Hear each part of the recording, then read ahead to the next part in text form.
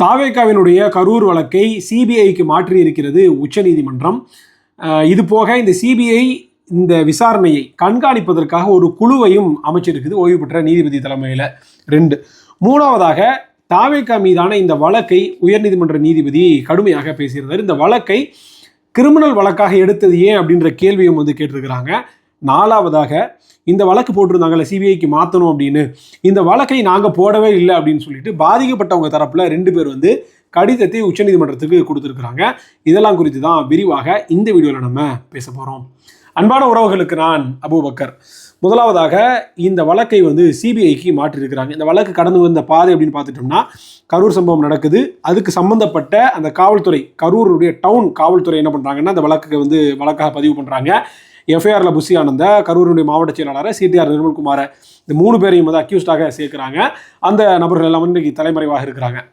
இது போக அந்த எஃப்ஐஆரில் ஆதவர்ஜனா பேரையும் விஜய் பேரையும் சேர்க்கல, 2 பேரையும் தப்பிக்க விட்டாங்க. இப்போ இந்த நிலைமையில் உயர்நீதிமன்றத்துக்கு இந்த வழக்கு வருது.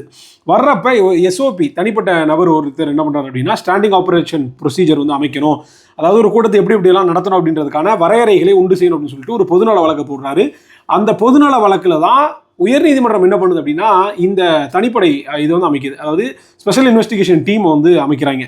இப்போ இந்த ஸ்பெஷல் இன்வெஸ்டிகேஷன் டீம் அமைச்சதுக்கு பிறகாக கரூர் தரப்புல இருந்த அந்த வழக்கு அப்படின்றது கரூர் காவல்துறையிட்ட இருந்து இந்த எஸ்ஐடிக்கு வந்துடுது. இப்போ இந்த எஸ்ஐடி அமைச்சதை எதிர்த்து என்ன பண்ணுறாங்க அப்படின்னா, தாவேகா சார்பில் மேல்முறையீடு உச்சநீதிமன்றத்திற்கு வந்திருக்கிறாங்க. தாவேகா சார்பில் கேட்கப்பட்ட இந்த வழக்கினுடைய கோரிக்கை என்ன அப்படின்னா, இதை எஸ்ஐடி மாற்றி அமைக்கணும். எஸ்ஐடி முழுக்க முழுக்க அஸ்ராகார் தலைமையில் தமிழ்நாடு காவலர்களால் அமைக்கப்பட்டிருக்குது. இது ஃபேர் இன்வெஸ்டிகேஷன் நடக்காது, அதனால பிற மாநிலத்தை சேர்ந்த காவலர்களையும் சேர்த்து இந்த ஒரு எஸ்ஐடி அமைக்கணும் அப்படின்னு சொல்லிட்டு ஒரு கோரிக்கை வச்சிருந்தாங்க. அந்த எஸ்ஐடி அப்படின்றது உச்சநீதிமன்றத்தினுடைய நேரடி கட்டுப்பாட்டின் கீழ், கண்காணிப்பின் கீழே இருக்கணும் அப்படின்ற கோரிக்கையை தாவேகா முன் வச்சிருந்தது. இது ஒரு பக்கம். இன்னொரு பக்கம் பாதிக்கப்பட்டவர்கள் தரப்புல 2 மனுதாரர்கள் இந்த சிபிஐ வழக்கை போட்டதாக சொல்லியிருந்தாங்க. இப்போ இன்னைக்கு அவங்களும் எதிராக மனு போட்டிருக்கிறாங்க. என்ன அப்படின்னா, இந்த வழக்கை நாங்கள் கேட்கவே இல்லை, வேற எதுக்கோ சொல்லிட்டு எங்ககிட்ட கையெழுத்து வாங்கிட்டு போயிட்டாங்க. அதில் பாதிக்கப்பட்ட ஒரு நபர், ஒரு குழந்தையினுடைய கணவர் இந்த மனு போட்டிருக்கிறாரு.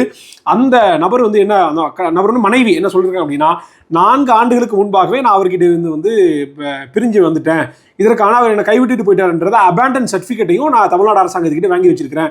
அப்படி இருக்கிறப்ப காம்பன்சேஷன் கிடைக்கணும் அப்படின்றதுக்காக இந்த நபர், என்னுடைய முன்னாள் கணவர் என்ன பண்ணிட்டார் அப்படின்னா, குழந்தைகள் பேரில் பாதிக்கப்பட்டவர்ன்ற தந்தை அப்படின்ற தரப்பில் அவர் மனுவை போட்டிருக்கிறாரு. அதனால எங்களுக்கும் அவருக்கும் சம்மந்தமே கிடையாது அப்படின்னு சொல்லிட்டு அவங்களும் மனுவை போட்டிருக்கிறாங்க. இதே மாதிரி இன்னொரு பாதிக்கப்பட்ட ஒரு நபரும், இந்த 2 பேர் தான் முக்கியமாக என்ன பண்ணியிருந்தாங்க அப்படின்னா, சிபிஐக்கு இந்த வழக்கை மாற்றணும் அப்படின்ற கோரிக்கையை முன் வச்சிருந்தாங்க. ஏன்னா தனிநபர்கள் ஒருத்தர் சம்மந்தமே இல்லாத ஒரு நபர் போட்டாங்க அப்படின்னா, உங்களுக்கு என்ன லோக்கல் ஸ்டாண்டி இருக்குது அப்படின்ற கேள்வியை ஏற்கனவே மாண்புமிகு உயர்நீதிமன்றம் வச்சிருந்தது. தாவேகா சார்பில் ஆதவர்ஜனா உயர்நீதிமன்றத்தில் இந்த சிபிஐக்கு இந்த வழக்கை மாற்றணும் அப்படின்னு கேட்கும்போது, நீங்கள் பாதிக்கப்பட்ட தரப்பு இல்லை, நீங்கள் ஒரு அரசியல் கட்சி, உங்கள் கட்சியினுடைய தலைவராக இருக்கக்கூடிய நபர் விஜய், அப்போ அவருடைய கோரிக்கையை ஏற்று நாங்கள் இதை மாற்ற முடியாது, இந்த வழக்கினுடைய விசாரணை அப்படின்றது ஆரம்ப கட்டத்தில் தான் இருக்குது, அதனால இந்த வழக்கை அவங்க விசாரிக்கட்டும், அந்த வழக்கினுடைய விசாரணையில் ஏதாவது தொய்வு ஏற்பட்டுச்சு, ஏதாவது மடைமாற்றம் தெரியுது அப்படின்னா அந்த சமயத்தில் நீங்கள் வாங்க, நாங்கள் இந்த வழக்கை சிபிஐக்கு மாற்றி தரோம் அப்படின்னு உயர்நீதிமன்றம் சொல்லியிருந்துச்சு.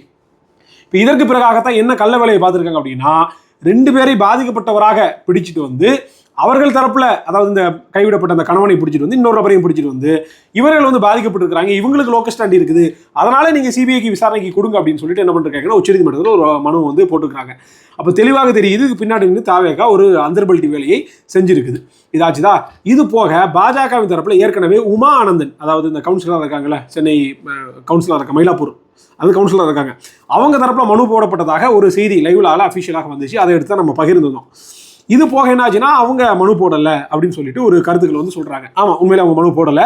அவங்களுக்கு பதிலாக யார் போட்டிருக்காங்கன்னா, பாஜகவினுடைய வழக்கறிஞர் அணியினுடைய மாநில துணை தலைவர், அவர் என்ன பண்ணிருக்காரு அப்படின்னா, ஜிஎஸ் மணின்னு சொல்லப்படக்கூடிய நபர், அட்வொகேட், அவர் இந்த வழக்கில் ஒரு மனுதாரராக இருக்கிறாரு. அப்போ தாவேகா ஒரு தரப்பு, அது மாதிரி பாதிக்கப்பட்ட அந்த 2 நபர்கள் ஒரு தரப்பு, ஜிஎஸ் மணி இப்படி ஒரு தரப்பு, இப்படி பல தரப்புகளாக இந்த வழக்கினுடைய இது அமைஞ்சிருக்குது. இப்போ இந்த வழக்கினுடைய அப்சர்வேஷன் வச்சு பார்க்கும்போது, நான் ஏற்கனவே சொல்லியிருந்தேன், நேற்றைக்கு நம்ம அண்ணன்கள் மகிழனா மற்றும் கார்த்திகேயன் 2 பேர் கூடயும் பேசும்போது நான் சொல்லியிருந்தேன், சுப்ரீம் கோர்ட்டினுடைய கடந்த அப்சர்வேஷனை வச்சு பார்க்கும்போது பெரும்பாலும் இது சிபிஐக்கு மாற்றப்படுவதற்கான வாய்ப்புகள் இருக்குது அப்படின்னு நான் வந்து தெளிவாக சொல்லியிருந்தேன். ஏன்னா அரசியலமைப்பு சட்டத்தினுடைய உறுப்பு 142 கம்ப்ளீட் ஜஸ்டிஸை வழங்குவதற்கான உச்சபட்ச அதிகாரத்தை உச்சநீதிமன்றத்துக்கு வந்து வழங்கியிருக்குது. அந்த அதிகாரம் அப்படின்றது வந்து உச்சநீதிமன்றத்தினுடைய தனிப்பட்ட அதிகாரம். ஹைகோர்ட் கூட அந்த 142வது பிரிவை வந்து பயன்படுத்த முடியாது. அப்போ எனி கைண்ட் ஆஃப் ஆர்டர்ஸை சுப்ரீம் கோர்ட் வந்து பாஸ் பண்ணலாம். ஒன்று இதர் அந்த ஏற்கனவே இருக்கக்கூடிய எஸ்ஐடி வந்து அவங்களே கண்டினியூ பண்ணலாம்னு சொல்லலாம், இல்லை புதிதாக ஒரு எஸ்ஐடி வந்து அமைக்கலாம், இல்லை 2 எஸ்ஐடியும் சேர்த்து மிக்ஸ் பண்ணி இந்த மாநிலத்திலையும் பிற மாநிலத்திலையும் இருக்கக்கூடிய நபர்களை அமைச்சு ஒரு எஸ்ஐடி வந்து அமைக்கலாம். அது அல்லாது தனியாக ஒரு சிபிஐ இது இன்வெஸ்டிகேஷன் வந்து அமைக்கலாம் அப்படின்னு பல வாய்ப்புகள் இருக்குது. உச்சநீதிமன்றம் எந்த முடிவான எடுக்கலாம். ஆனால் உச்சநீதிமன்றத்தினுடைய அப்சர்வேஷனை வச்சு பார்க்கும்போது சிபிஐக்கு மாற்றுவதற்காகத்தான் அநேக வாய்ப்புகள் இருக்குதுன்றத நேற்றைக்கு நான் பேசும்போது சொல்லியிருந்தேன். அது இன்னைக்கு வந்து உச்சநீதிமன்றத்தில் நடந்திருக்குது. டேட் சொல்லாம ஒத்தி வச்சிருக்காங்க. அதுக்கப்புறம் தேதி சொல்லி நாளைக்கு வரப்போகுது. நாளைக்கு வந்தாதான் என்னன்னு தெரிய போகுது. ஆனா அப்சர்வேஷன் வச்சு பார்க்கும்போது பெரும்பாலும் அதுக்கு சிபிஐக்கு மாற்றுறதுக்கான வாய்ப்புகள் இல்ல. அப்படி இருக்குது, மாற்றுக்கு வாய்ப்பு இருக்குது. அப்ப எப்படி வேணா சுப்ரீம் கோர்ட் வந்து எடுக்கலாம். ஏன்னா அரசியலமைப்பு சட்டத்தினுடைய 142வது உறுப்பு என்ன சொல்லுது அப்படின்னா, சுப்ரீம் கோர்ட்டுக்கு கம்ப்ளீட் ஜஸ்டிஸை கொடுப்பதற்கான சகல விதமான அதிகாரம் இருக்குது. இன்ஹெரண்ட் பவர்ஸ் சொல்லுவோம், உள்ளார்ந்த அதிகாரம். அந்த உள்ளார்ந்த அதிகாரம் வந்து உச்சநீதிமன்றத்துக்கு இருக்கு. அப்போ உச்சநீதிமன்றம் என்ன முடிவு வேணா அதை எடுக்கலாம். சரி ஃபார்ம் பண்ணலாம், இருக்கிற சிடியை கண்டினியூ பண்ணணும்னு சொல்லலாம், இல்ல வந்து சிபிஐ டேக் ஓவர் பண்ணணும்னு சொல்லலாம், எப்படி வேணா சுப்ரீம் கோர்ட் முடிவு எடுக்கலாம். அப்ப உச்சநீதிமன்றம் தெளிவாக தன்னுடைய தீர்ப்புல வந்து சொல்லியிருக்குது, சிபிஐக்கு இந்த வழக்கு வந்து மாற்றப்பட போகிறது அப்படின்னு. இந்த வழக்கை இனிமே சிபிஐ தான் விசாரிக்க போறாங்க. இந்த நிலைமையில இந்த சிபிஐனுடைய விசாரணை சரியாக போதா இல்லையா அப்படின்றத இந்த சிபிஐ ஒரு மாதத்திற்கு ஒரு முறை இந்த இன்வெஸ்டிகேஷன்ல என்னென்ன டெவலப்மெண்ட்ஸ் நடந்திருக்குது, என்னென்ன அப்டேட்ஸ் வந்து இருக்குது அப்படின்றத தனியாக ஒரு குழு அமைச்சு அதுக்கு வந்து கொடுக்கணும் அப்படின்னு சொல்லியிருக்காங்க. அந்த குழுவையும் வந்து உச்சநீதிமன்றமே அமைச்சிருக்குது, கண்காணிப்பு குழு அப்படின்னு. இது வந்து அஜய் ரஸ்தோகி அப்படின்னு சொல்லப்படக்கூடிய முன்னாள் நீதிபதி தலைமையில் இந்த குழு வந்து அமைச்சிருக்கிறாங்க. அதே மாதிரி அவருடைய கீழே வேலை பார்க்கறதுக்காக 2 ஐபிஎஸ் ஆஃபீஸர்ஸையும் இந்த குழுவில் வந்து 3 பேர் கொண்ட ஒரு குழு இதை வந்து அமைச்சிருக்கிறாங்க. இந்த குழு தான் சிபிஐனுடைய விசாரணையை வந்து கண்காணிக்கும். அந்த இவங்க 2 பேருக்கு மத்தியில் தான் இந்த கரூரினுடைய இந்த வழக்கு அப்படின்றது வந்து மூவாக போகுது. இப்போ இந்த நிலைமையில சிபிஐக்கு மாற்றிட்டாங்க, இது வந்து தாவேக்காவுக்கு கிடைச்ச வெற்றி, பாத்தியலா திமுக வந்து தோல்வி அடைஞ்சிருக்கு அப்படின்னு சொல்லிட்டு ஒரு இதை வந்து முன்வைக்கிறாங்க.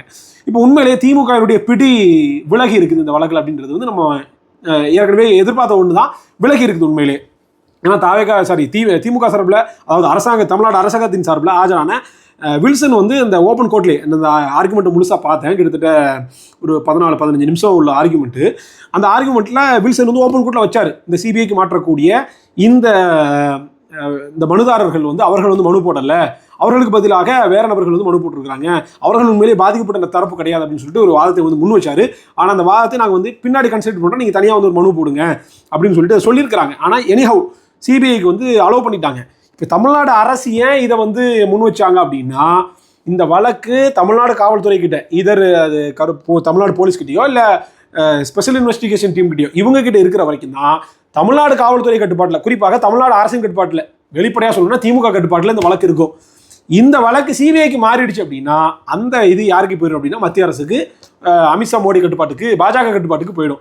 அப்போ இந்த வழக்கை யார் கட்டுப்பாட்டுக்குள்ளே வைக்கிறது, அதாவது சொப்பன சுந்தரி காரை யார் வச்சிருக்குன்ற மாதிரி விஜயை வந்து பாஜக கட்டுப்படுத்துறதா திமுக கட்டுப்படுத்துறதா இப்படின்ற போட்டி தான் உச்சநீதிமன்றத்தில் இது நடந்திருக்குது, இந்த வழக்கில் வந்து நடந்துகிட்டு இருக்குது. அப்போ இது சிபிஐக்கு மாறினாலும் சரி, இல்லை எஸ்ஐடியை விசாரித்தாலும் சரி, எப்படி பார்த்தாலும் 2 விதமான துரோகங்களை செய்யுது. ஒன்று, கரூரில் பாதிக்கப்பட்டிருக்கக்கூடிய அந்த 41 மக்களுக்கும், உயிரிழந்திருக்கும் இந்த 41 பேருக்கும், அவங்களுடைய குடும்பத்திற்கும் நியாயத்தை கிடைக்க விடாமல் திமுகவும் செய்யுது. ஏன்னா நம்ம முன்னாடியே பார்த்தோம், இதே வந்து விஜயவோ இல்லை ஆதவர்ஜுனாவையோ இந்த வழக்கில் சேர்த்து அவர்களை கைது செஞ்சாவோ, இல்லை வந்து புஷியான தலைவராக இருக்காங்களா சிடிஆர் 2 பேரையும் கைது செய்தாலோ நெருக்கடி காரணமாக என்ன பண்ணிடுவாங்க அப்படின்னா பிஜேபி பக்கம் சாய்ந்திடக்கூடாதுன்னு சொல்லிட்டு திமுக ஒரு தேர்தல் நட்ட கணக்கை போடுதுன்னு நம்ம விரிவாக பேசியிருந்தோம். அப்போ என்ன பண்ணுறாங்க அப்படின்னா, தங்களுடைய அரசியல் லாப நட்ட கணக்கிற்காக 26ல் ஒரு ஒரு ஒரு கூட்டணியாக இவங்க அமைஞ்சிடக்கூடாது, அதிமுக பாஜக கூட்டணிக்குள்ள தாவேக்கா போயிடக்கூடாது அப்படின்றதுக்காக திமுக என்ன செய்யுது, தெளிவாக இப்படி ஒரு காய் நகர்த்துது.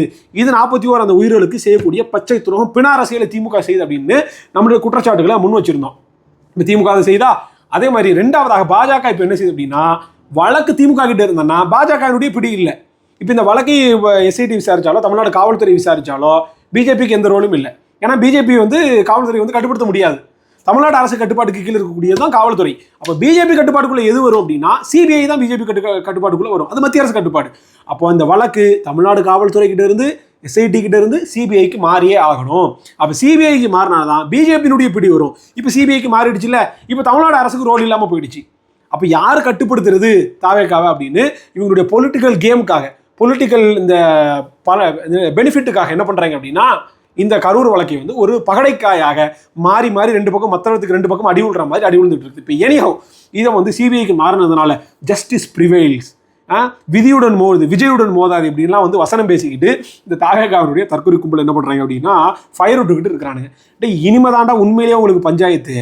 நீங்கள் ஏன் இந்த சிபிஐக்கு மாற்றக்கூடிய இந்த வழக்கை போட்டது திமுக தாவேகா இந்த பாஜகவினுடைய ஜிஎஸ் மணி. அதே மாதிரி இந்த வழக்கை வந்து சிபிஐக்கு மாற்றிட்டாங்கல்ல, இதை கொண்டாடக்கூடிய அத்தனை நபர்கள் யாருன்னு பாருங்க. மாரிதாஸ், அதே மாதிரி பாஜகவை சேர்ந்த இந்த கும்பல் அத்தனை பேரும் யார் யாரெல்லாம் பாஜகவுக்கு ஃபேவர் ஆனவங்களோ அதிமுகவுக்கு ஃபேவர் ஆனவங்களோ இவங்க அத்தனை பேரும் வந்து கொண்டாடுறாங்க. ஏன்னா இது சிபிஐக்கு மாறினாதான் பாஜக உள்ள வரும், பாஜகவுடைய இன்ஃப்ளூயன்ஸ் வரும். அமித்ஷா இனிமேல் என்ன பண்ணுவார், இந்த வழக்கை வந்து கையில் எடுத்துருவார், விஜய் வந்து கையில் எடுத்துருவார். அப்போ இன்னைக்கு வசமாக தாவேக்கா வந்து மாற்றி இருக்கிறது. இது வந்து இப்போ தமிழ்நாடு அரசு கட்டுப்பாட்டில் இருந்தால் கூட என்ன ஆகும் அப்படின்னா திமுக வந்து விட்டு கொடுக்கும். யாரை? தாவேக்காவை, விஜய இந்த இதில் வந்து விட்டு கொடுக்கும். அதை தானே செஞ்சுக்கிட்டு இருக்கிறாங்க. நான் புஷியானதை கைது பண்ண முடியாதா என்ன? நினைச்சா 1 மணி நேரத்தில் கைது பண்ண முடியும், கைது பண்ணாமல் இருக்கிறாங்க. ஏன்னா அதுக்கு திமுக இதில் அரசியல் இருக்குது. அப்போ என்னடான்னா விஜயை விட்டு பிடிப்பது திமுகவினுடைய பாணி இந்த கணக்கில், இந்த வழக்கில். அதே மாதிரி விஜயை இழுத்து பிடிப்பது பாஜகவினுடைய பாணி. ஏன்னா விஜய் இந்த வழக்கில் இழுத்து பிடிச்சா தான் விஜய் வந்து கூட்டணிக்கு வருவார். இப்போ என்ன ஆகும்னா பாஜக ஒரு நெகோஷியேட் பண்ணும், விஜய் உட்கார வச்சு வழக்கு ஏன் கட்டுப்பாட்டுக்கு வந்துருச்சு சிபிஐ. அப்போ இப்படி இருக்கக்கூடிய வேலையில் நீ வந்து ஏற்கனவே விஜய் வந்து பேசியிருக்கிறார், என்ன சிபிஐ எல்லாமே வந்து மத்திய அரசனுடைய கட்டுப்பாட்டில் தானே இருக்குது அப்படின்னு வந்து விஜய் பேசியிருக்கிறாரு. இப்போ பிஜேபி என்ன நெகோஷியேட் பண்ணும் அப்படின்னா உட்கார வச்சு வழக்கு ஏன் கட்டுப்பாட்டில் இருக்குது, இப்போ நீ வந்து கூட்டணிக்கு உள்ளே வரலை அப்படின்னா அதிமுக பாஜக தாவேகா இந்த கூட்டணிக்குள்ளே நீ வரலை அப்படின்னா என்ன பண்ணும் அப்படின்னா எஃப்ஐஆரில் உன் பேரை சேர்ப்பேன். இன்னும் சிபிஐ கட்டுப்பாட்டுக்கு போயிட்டு சிபிஐ நினச்சா என்ன வேணால் செய்யலாம், விஜய் பேர் உள்ள கொண்டு வரலாம், அது ஒரிஜினல் பேர் உள்ள கொண்டு வரலாம், என்ன வேணால் செய்யலாம். அப்படி நீ உள்ளே வரலன்னா உன் பேரை சேர்ப்பேன். அது போக தலைமுறைவாக இருக்கக்கூடிய புஷி ஆனந்த், சிடி நிர்மல்குமார் இவங்க எல்லாத்தையும் பிடிச்சி உள்ளே கைது பண்ணி உள்ளே போட்டுருவேன். கட்சி நீ வந்து ஒரு 6 மாதம் தான் தேர்தலுக்கு இருக்குது, நீ உனக்கு என்னென்ன முடக்க முடியுமோ எல்லாத்தையும் முடக்குவேன், மீடியா கட்டுப்பாட்டில் இருக்குது, என்ன வேணால் நான் செய்வேன், அதனால் ஒழுங்கு முடியாது, நான் சொல்கிறத தலையாடிட்டு கேளு அப்படின்னு சொல்லிட்டு நெருக்கடியை பாஜக என்ன செய்யும் அப்படின்னா விஜய்க்கும் தாவேக்காவுக்கும் கொடுக்கும். தாவேக்காவுக்கு விஜய்க்கு வேற என்ன வாய்ப்பு இருக்குது? எந்த வாய்ப்பும் கிடையாது. அப்போ வேற வாய்ப்பே இல்லாமல் அந்த கூட்டணிக்குள்ளே போவதற்கான அநேகமான சாத்தியக்கூறுகள் தான் இந்த வழக்கின் மூலியமாக இருக்குது. அப்போ சிபிஐக்கு மாற்றப்பட்டதன் மூலியமாக யாருக்கு பெரிய அடின்னு பார்த்துக்கிட்டோம்னா அது தாவேக்காவுக்கும் விஜய்க்கும் தான். இது தெரியாமல் இந்த தாவேக்காவினுடைய தற்கொலை அணில் கும்பல்கள்லாம் என்ன செய்யுது அப்படின்னா சிபிஐக்கு மாறிடுச்சு, உண்மை கிடைக்க போகுது, நீதி விசாரணை கிடைக்கும். அது சிபிஐ விசாரிச்சாலும் சரி, எஸ்ஐடி விசாரிச்சாலும் சரி, தமிழ்நாடு காவல்துறை விசாரிச்சாலும் சரி, இல்லை தனிநபர் கமிஷன் விசாரிச்சாலும் சரி, எப்படி யார் விமர்சித்தாலும் கடைசியில் அதாவது சொல்லுவாங்கல்ல, வலது பக்கம் தெருவிலியா போனா என்ன, இடது பக்கம் தெருவிலியா போனா என்ன, நடுதுற பக்கம் போனா என்ன, எப்படி போனாலும் சங்கமிக்கிறது அந்த இடத்துல தான் அப்படின்னு சொல்லுவாங்கல்ல. அதே மாதிரி அந்த ஃபினிஷிங் பாயிண்ட் அப்படின்றது தாவேக்கா கிட்ட தான் வந்து நிற்கும். ஏன்னா இந்த கரூர் வழக்கை பொறுத்த வரைக்கும் இதுக்கு அடிப்படையான காரணமே தாவேக்காவும் விஜயும் தான். அப்போ இது யார் விசாரித்தாலும் சரி உண்மை வெளிவரத்தான் போகுது. அது சிபிஐயோ எஸ்ஐடியோ இல்லை தமிழ்நாடுடைய காவல் யார் விசாரித்தாலும் சரி உங்ககிட்ட தான் வந்து நிற்க போகுது. ஏன்னா உங்கள் மடியில் கனம் இருக்குது, அதனால உங்கள் வழி பூரா பயம்தான், அதனால வேற வாய்ப்பே கிடையாது. யார் விசாரித்தாலும் கடைசியில் மாட்ட போகிறது விஜயும் தாவேக்காவும் தான், அதில் எந்த மாற்று கருத்தும் இல்லை. இப்போ இது புரியாமல் இந்த தாவேக்காவோட தற்கொலை கும்பல் ஃபயர் விட்டுக்கிட்டு இருக்கிறாங்க. இவங்களுக்கு நீதிமன்றமும் தெரியாது, நாட்டினுடைய நடப்பும் தெரியாது, நடைமுறையும் தெரியாது, ஒன்றும் தெரியாது. அப்போ சும்மா இப்படி டைலாக போட்டுக்கிட்டு நீ விதைத்த வினை எல்லாம் உன்னை அறுக்க காத்திருக்க இப்படி சினிமா டைலாக போட்டு தான் இன்னும் ஓட்டிக்கிட்டு கிடக்கிறானுங்க. இப்போ இந்த வேலையில் எங்களுடைய ஹைகோர்ட்டில் தனி சிங்கிள் பெஞ்சு என்ன பண்ணாங்க அப்படின்னா விஜய்க்கு எதிராக சில கருத்துக்களை எல்லாம் வந்து சொல்லியிருந்தாங்க. இப்போ அந்த வழக்கை வந்து உயர்நீதிமன்றத்தினுடைய ரிஜிஸ்டர் எப்படி கிரிமினல் வழக்காக பதிவு செஞ்சார்.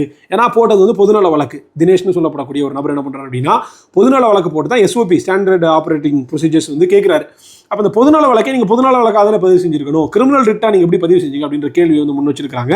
அதற்கு வந்து ஹைகோர்ட்டினுடைய ரிஜிஸ்டர் தனியாக வந்து பதில் சொல்ல போகிறார். அப்போ இந்த வழக்கை பொறுத்த வரைக்கும் 4 முக்கியமான விஷயங்கள் சிபிஐக்கு மாற்றிருக்கிறாங்க. சிபிஐ கண்காணிப்பதற்காக ஒரு தனி குழுவை வந்து அமைச்சிருக்கிறாங்க. அதே மாதிரி ஹைகோர்ட்டில் போட்ட இந்த ரிட்டை வந்து கிரிமினல் ரிட்டாக எப்படி போட்டிக்கின்ற விளக்கத்தை உச்சநீதிமன்றம் வந்து கேட்டிருக்கிறாங்க. மனுதாரருக்கு தெரியாமல் மனு வந்து போட்டுட்டாங்க, 2 பாதிக்கப்பட்ட நபர்கள் மனு போட்டாங்கன்னு சொல்லிட்டு அந்த வாதத்தை வந்து வில்சன் முன் வச்சார் தமிழ்நாடு அரசாங்கத்தின் சார்பாக.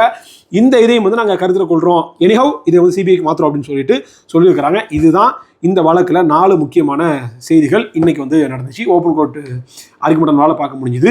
இதில் என்ன அப்படின்னா இந்த 2 தரப்புலையும் வாதாடின வழக்கறிஞர்கள் எல்லாருமே வந்து ரொம்ப ரொம்ப டாப் சீனியர்ஸ் தான். முகுல் ரோஹத்கி, ஆரியம சுந்தரம், அபிஷேக் மனு சிங்வி, ராவாச்சாரி இப்படின்னு நிறைய எல்லாம் டாப் அட்வொகேட்ஸ் தான் வந்து இதில் வாதாடினாங்க. அந்த அப்சர்வேஷனுமே வந்து ரொம்ப காரசாரமாக வந்து போச்சு. எனிஹோ இது சிபிஐக்கு மாற்றிக்கிட்டாங்க. பாஜகவினுடைய பிடியில் தாவேகா வந்து போயிருக்குது. இனிதான் வந்து ஆட்டமே ஆரம்பம்.